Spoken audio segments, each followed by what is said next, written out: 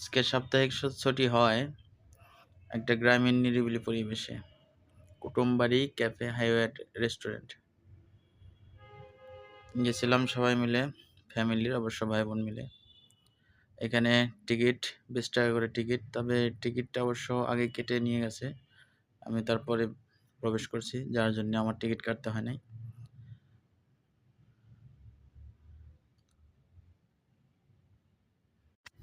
এটাই হচ্ছে প্রবেশ পথ, এখান দিয়ে ঢুকতে হয়।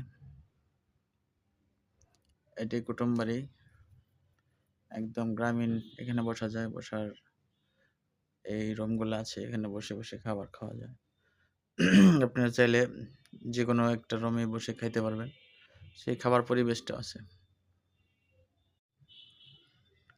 আর এখানে যে উপরে দোতলায় ব্যবস্থা আছে, নিচতলায় ব্যবস্থা আছে, যে কেউ যে কোনো জায়গায় বসে খাবার খেতে পারতেছে। এদিকে পানির এগুলো খুব, ঝর্ণাগুলো ভালোই। আবার জায়গায় জায়গায় যে বসার ব্যবস্থা, কেউ নিরিবিলি সময় বসে কাটাচ্ছে একদম গ্রামীণ পরিবেশে। এখানে কিছু পশু পাখি আছে ছোট ছোট।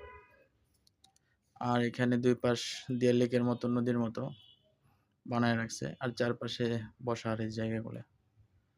তো গ্রামীণ পরিবেশ হিসেবে ভালোই, তবে বৃষ্টি বৃষ্টি আবহাওয়া এবং বৃষ্টির সময় ছিল দেখে একটু আবার কাজও করতেছিল। এখনো কাজ কমপ্লিট হয় নাই, আস্তে আস্তে আরও কিছুদিন গেলে হয়তো এটার সম্পূর্ণটুক দেখতে পাবো।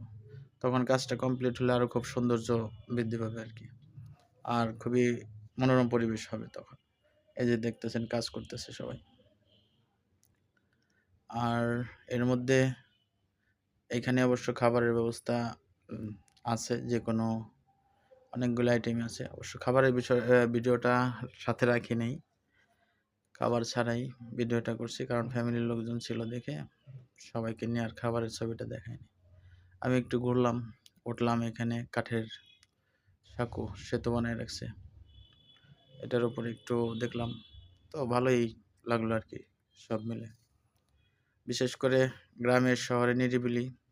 এটা হচ্ছে ঠিকানাটা কুটুমবাড়ি রেস্টুরেন্ট, মানিকগঞ্জেরই, তবে ঘিওর উপজেলায়।